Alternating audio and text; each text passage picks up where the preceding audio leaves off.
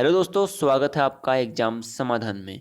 और आज की वीडियो में हम देखेंगे जीके के 10 मोस्ट इम्पोर्टेंट क्वेश्चंस जो कि एग्जाम के लिए आपके बहुत ही महत्वपूर्ण होने वाले हैं। तो आप ज़रूर देखें इनको और अच्छे से याद भी कर लें। तो पहला क्वेश्चन है आपका इसमें कि शिमला सम्मेलन कब हुआ था। तो चार ऑप्शन आपको दिए गए हैं जिसमें कि सही आंसर है हमारा 25 जून 1945 को शिमला सम्मेलन हुआ था। और अगर आपको पता हो तो यहाँ पे ज़रूर बताएं कि शिमला समझौता कब हुआ था। शिमला समझौता कब हुआ था ये आप कमेंट बॉक्स में बता सकते हैं। चलो अगला क्वेश्चन जो कि सेकंड क्वेश्चन है कि इक्ता प्रणाली गुलाम वंश के किस शासक द्वारा शुरू की गई थी। जो इक्ता प्रणाली थी वो किसने शुरू करी, तो वह शुरू करी थी किसने, इल्तुतमिश ने। इल्तुतमिश ने शुरू करी थी क्या, इक्ता प्रणाली। ठीक है। अब इल्तुतमिश ने ये शुरू करी, इसको क्या बोलते हैं, भारत में मकबरा निर्माण शैली का जनदाता किसे कहते हैं, तो वो भी इल्तुतमिश को कहते हैं। ठीक है। बाकी अगर मैं बोलूँ कुतुबुद्दीन ऐबक के बारे में तो इसने क्या करा था, जो कुतुब मीनार की अगर बोला जाए नींव किसने डाली थी, वो कुतुबुद्दीन ऐबक ने नींव डाली थी। 2.5 दिन का झोपड़ा या 2.5 दिन का झोपड़ा किसने बनाया था, वो भी कुतुबुद्दीन ऐबक ने बनाया था। बाकी अगर मैं बोलूँ कुव्वत उल इस्लाम मस्जिद, कुव्वत उल इस्लाम मस्जिद का निर्माण किसने करा था, वो भी कुतुबुद्दीन ऐबक ने करा था। आराम सा बेचारा आराम से आया, 8 महीना बैठा, उसके बाद चल दिया। बहराम सा अगर बोला जाए किसके बाद आता है, किसका उत्तरा किसके बाद हाँ ये शासन में बैठेगा, तो बहराम सा जो होगा वह रजिया सुल्तान के बाद बैठता है। तो आगे हम पढ़ते हैं अगले क्वेश्चन की ओर कि सहायता संधि स्वीकार करने वाला प्रथम मराठा सरदार कौन था। तो चार ऑप्शन में से आपका इसमें जो सही ऑप्शन होगा वह होगा बाजीराव द्वितीय। बाजीराव द्वितीय ही होता है जो कि सहायता संधि स्वीकार करता है। बाजीराव द्वितीय अगर मैं बोलूँ तो यह ही वह है जिस जो कि अंग्रेजों की अधीनता स्वीकार कर लेता है। ठीक है। अगला क्वेश्चन फोर्थ क्वेश्चन है बोर्ड ऑफ डायरेक्टर तथा बोर्ड ऑफ कंट्रोलर की स्थापना किस अधिनियम के तहत करी गई थी। तो हमें बताने की जो बोर्ड ऑफ डायरेक्टर थे और बोर्ड ऑफ कंट्रोलर थे उनकी स्थापना इनमें से किस अधिनियम के तहत करी गई थी। तो इसका सही आंसर होगा हमारा बी 1784। ठीक है। 1784 के जो अधिनियम आया था उसके तहत बोर्ड ऑफ डायरेक्टर और बोर्ड ऑफ कंट्रोलर की स्थापना करी गई थी। अगर बोला जाए कि इनको समाप्त कब करा गया था, तो समाप्त किया गया था 1858 के अधिनियम के तहत। ठीक है। भारत शासन अधिनियम बोलेंगे 1858 वाले को। बाकी 1781 और सेटलमेंट एक्ट आया था। और 1813 इसके तहत क्या हुआ था कि जो अंग्रेज मतलब वहाँ पर ब्रिटिश कंपनी हमारे यहाँ पे तब थी, ब्रिटिश ईस्ट इंडिया कंपनी, तो उसका एकाधिकार ख़त्म कर दिया था। बस एक चाइना के साथ किसकी चाय का उसका एकाधिकार रहने दिया, बाकी और क्षेत्रों में उसका एकाधिकार यहाँ पे ख़त्म कर दिया था। तो यहाँ पे आप ये याद कर लें अच्छे से, जितने भी अधिवेशन या अधिनियम थे, वैसे अधिनियम बोलेंगे अधिवेशन नहीं। तो फिफ्थ क्वेश्चन देखो क्या है कि निम्नलिखित में से शिवाजी के संरक्षक कौन थे। तो संरक्षक पूछा है, तो संरक्षक थे इनके दादा कोंडदेव।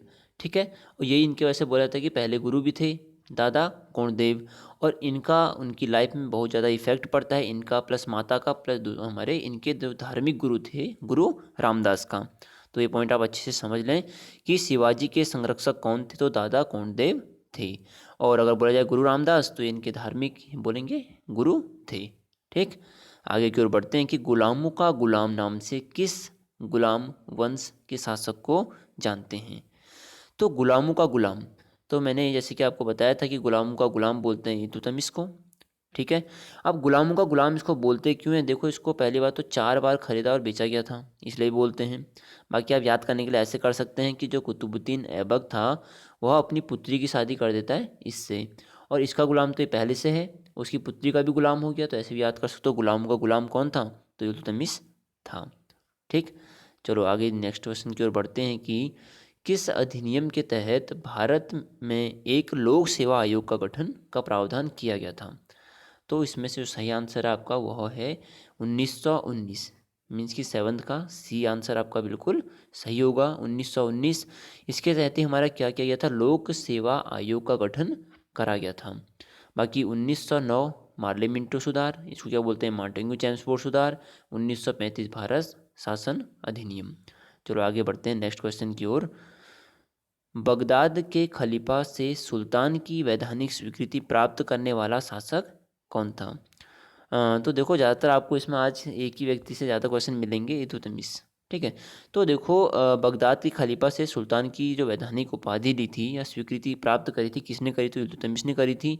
और बजाय कुतुबुद्दीन ऐबक, तो उसने कभी सुल्तान की उपाधि ली ही नहीं, वो बिना सुल्तान की उपाधि के रहा था। ठीक है। और अगर मैं बोलूँ कुतुबुद्दीन ऐबक का टाइम पीरियड क्या था, कब से कब तक रहा है? तो 1206, 1206 से 1210 तक इसका टाइम पीरियड है, किसका? कुतुबुद्दीन ऐबक का। तो इसका सही आंसर हमारा सी, इल्तुतमिश बिल्कुल सही होगा। चलो अगले क्वेश्चन की ओर बढ़ते हैं, जो कि शिवाजी द्वारा जीता गया प्रथम किला कौन सा था? तो यह पूछ रहा है कि शिवाजी ने पहला किला कौन सा जीता था? तो तोरण का किला। कौन सा किला? तोरण का किला शिवाजी द्वारा जीता गया पहला किला था। ये तोरण का किला हो जाएगा। ठीक है। चलो अगले क्वेश्चन की ओर बढ़ते हैं कि हमारा सबसे ज़्यादा साम्राज्य विस्तार किस मराठा पेशवा के कार्यकाल में हुआ था? तो इसमें से किसके काल में सबसे ज़्यादा अगर बोला जाए कि साम्राज्य विस्तार हुआ, तो आप सब सोच रहे होंगे कि बाजीराव प्रथम। देखो इसने युद्ध बहुत जीते थे, बहुत ज़्यादा अच्छा अच्छा काम किया, पर सबसे ज़्यादा अगर साम्राज्य विस्तार हम बोलेंगे तो बालाजी बाजीराव ने करा था।